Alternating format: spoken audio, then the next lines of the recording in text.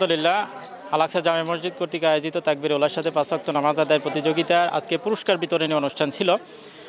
তো আমরা পুরস্কার বিতরণের প্রথম পুরস্কার হিসাবে নির্ধারণ করেছিলাম একটি বাইসাইকেল, দ্বিতীয় পুরস্কার হিসাবে ছিল একটি স্মার্ট ওয়াচ এবং তৃতীয় পুরস্কার হিসাবে ছিল আরও একটি স্মার্ট ওয়াচ। তো আমাদের প্রথম পুরস্কার যে পেয়েছে সে নোমান বিন নজরুল, তাকে আমরা বাইসাইকেল উপহার দিয়েছি এবং দ্বিতীয় পুরস্কার হিসাবে স্মার্ট ওয়াচ ছিল, সেটা আমরা দিয়েছি হলো দ্বিতীয় স্থান যে ছিল সে হলো জামিউল ইসলাম রিয়াদ এবং তৃতীয় স্থান যে পেয়েছে সে হলো আবদুল্লাহ আল নোমান।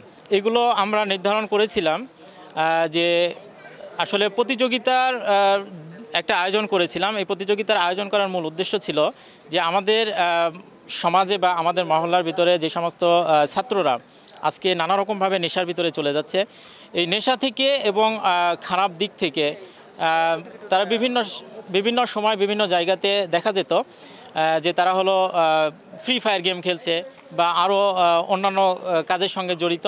তো আমরা চিন্তা করলাম যে তাদেরকে কিভাবে মসজিদে ফিরিয়ে আনা যায়, যার কারণে আমরা এমন একটি প্রতিযোগিতার মাধ্যমে তাদেরকে মসজিদমুখী করার উদ্দেশ্যে আমরা হলো এমন একটা উদ্যোগ নিয়েছিলাম। এই প্রতিযোগিতায় অংশগ্রহণ করেছি এবং আমি প্রথম স্থান অধিকার করেছি।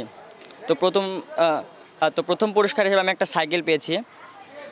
তো আমি প্রথমে বিশ্বাসই করতে পারছিলাম না যে আমি হচ্ছে প্রথম স্থান অধিকার করব। ইনশাআল্লাহ সমস্ত কিছু আল্লাহ তাআলার জন্য, যে আল্লাহর অশেষ কৃপায় তো আমি এই প্রতিযোগিতায়